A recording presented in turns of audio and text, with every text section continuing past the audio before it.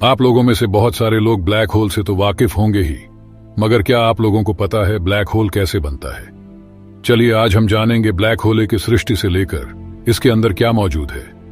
आज हम एक ऐसे सफर में जाएंगे जिससे प्रकाश भी बच नहीं सकता। मगर पहले जानते हैं ब्लैक होल बनते कैसे हैं। जब बड़े तारों का न्यूक्लियर फ्यूल खत्म हो जाता है तो वो इतने गर्म नहीं बने रह पाते कि अपनी ही ग्रेविटी के अंदरूनी खिंचाव को रोक सके। इसीलिए बहुत तारे अंधेरे में डूब जाते हैं, सिर्फ उनकी ग्रेविटी बाकी रहती है। एक बहुत बड़े तारे के सिकुड़ने के बाद जो कुछ बचता है उस पर इस ब्लैक होल का पर्दा डल जाता है।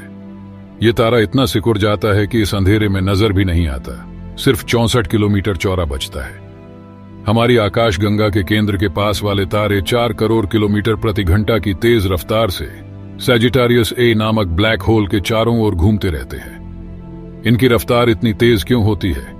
इसकी सिर्फ एक वजह हो सकती है। इसके केंद्र में कोई ऐसी चीज है जो मास में 40 लाख सूर्यों के बराबर है। तो फिर 40 लाख सूर्य की रोशनी कहां गई?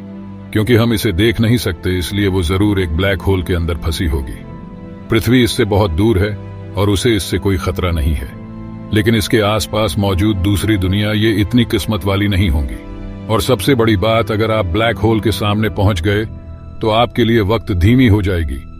जैसे कि उदाहरण के लिए मान लीजिए, अगर आप ब्लैक होल के सामने किसी ग्रह पर 1 साल रहकर जब वापस पृथ्वी पर आएंगे, तब तक पृथ्वी पर 80 साल बीत चुकी होगी।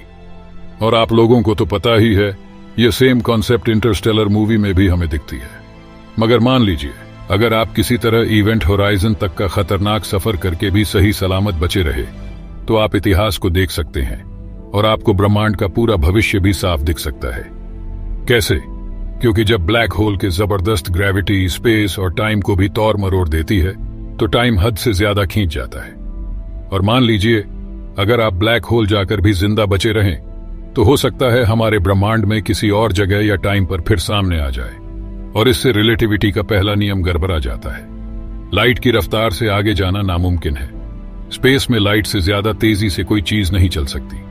मगर स्पेस का मतलब सिर्फ खालीपन नहीं होता, ये खींच या सिकुड़ भी सकता है, या इसका हुलिया बदल सकता है। और जब ऐसा होता है तो टाइम में भी फेरबदल हो जाता है। आइंस्टाइन ने खोज की थी कि स्पेस और टाइम एक ही सिक्के के 2 पहलू है। स्पेस टाइम खुद इतना बदल सकता है कि किसी भी रफ्तार से आपको कहीं भी ले जाए। हो सकता है आप स्पेस टाइम के सबसे दूर के छोर तक पहुंच जाए, या ऐसी जगह पहुंच सकते हैं जो और भी हैरत अंगेज हो सकता है हम ऐसे ब्रह्मांड में पहुंच जाए जो पूरी तरह अलग हो। मगर पूरा का पूरा ब्रह्मांड एक ब्लैक होल के अंदर कैसे समा सकता है, जो खुद हमारे ब्रह्मांड का एक छोटा सा हिस्सा है? यह भी स्पेस टाइम के एक और मैजिक ट्रिक है। ब्लैक होल की जबरदस्त ग्रेविटी अपने अंदर एक पूरे ब्रह्मांड के स्पेस को समेट कर रख सकती है। पृथ्वी की ग्रेविटी से हमें दिक्कत हो सकती है, मगर यह उस ग्रेविटी के आगे कुछ भी नहीं है जो एक मर रहे तारे के अंदर होती है। हमें सिर्फ इतना पता है कि जब किसी बड़े तारे के खत्म होने से ब्लैक होल बनता है, तो उसके केंद्र में बहुत ज्यादा डेंसिटी और प्रेशर होता है, जो उसी बिग बैंग जैसा होता है जिससे हमारा ब्रह्मांड बना था। और ब्लैक होल के अंदर मौजूद ब्रह्मांड में अपने ब्लैक होल भी बन सकते हैं, जिनसे और दूसरे ब्रह्मांड बन सकते हैं।